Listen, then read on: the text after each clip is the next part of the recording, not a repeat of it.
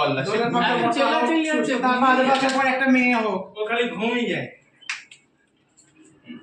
আর পাঁচ এই phone pay দিয়ে